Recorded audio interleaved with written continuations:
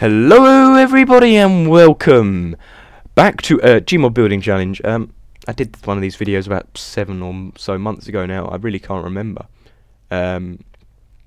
So today I've set myself the challenge of building a Titanfall Mech. For anyone that doesn't know, these are part of a game which is due to come out in March. I think it's March the 14th on the PC. I don't know about other platforms like the consoles. Which it's due to come out on.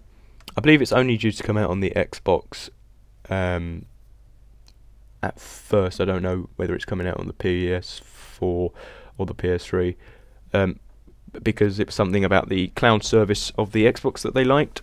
It's a futuristic shooter which sort of crosses Battlefield and Halo, if you would, where there are ground forces, and there are people that go into the mechs. I believe the people are called pilots. You go around, you get your kill streaks up, and you get points. And with your points, a bit like kill streaks in Call of Duty, you can spawn in a mech. And the mechs will be powerful in some parts of the field, and not so powerful in the other. The game is fairly enjoyable, and I've just fucked something up here.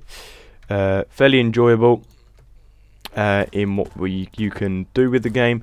But it's also one of those games where you want to balance how overpowered the mechs are going to be, and from what I've seen, they don't look to be too overpowered.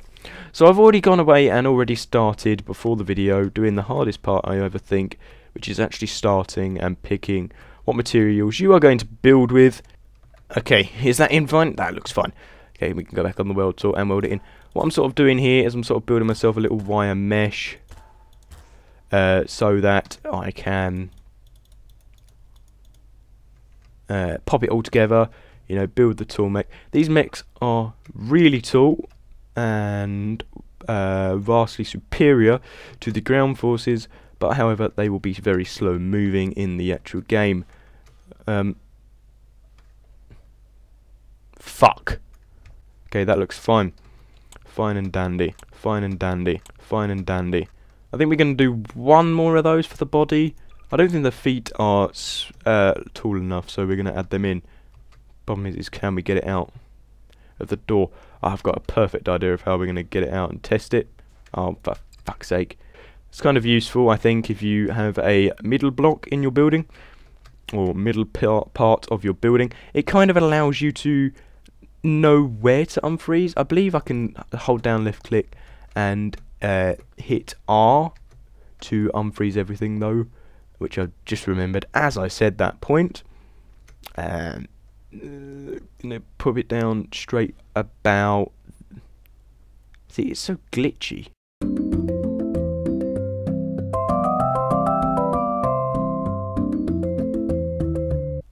I have got a new mouse which I'm using, the Rocket Cone XTD gaming mouse. It has an 8200 DPI, if people understand that sort of thing.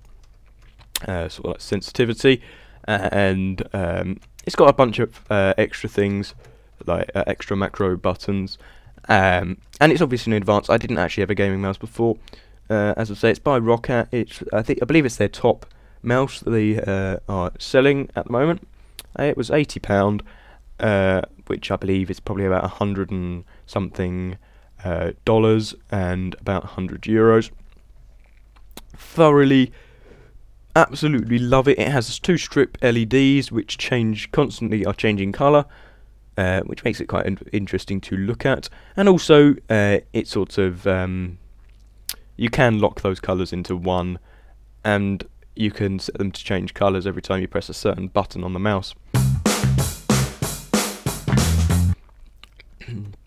I have a 770 graphics card, a GTX 770 palette, which cost me about £250. The case itself cost me about £65. I have a Corsair 350D case. I'm actually going to probably do a gaming setup when I've fully got all my kit that I want to be placing on my computer, which will be in the next few months. It's obviously quite hard to save up the money. I'm currently in each other.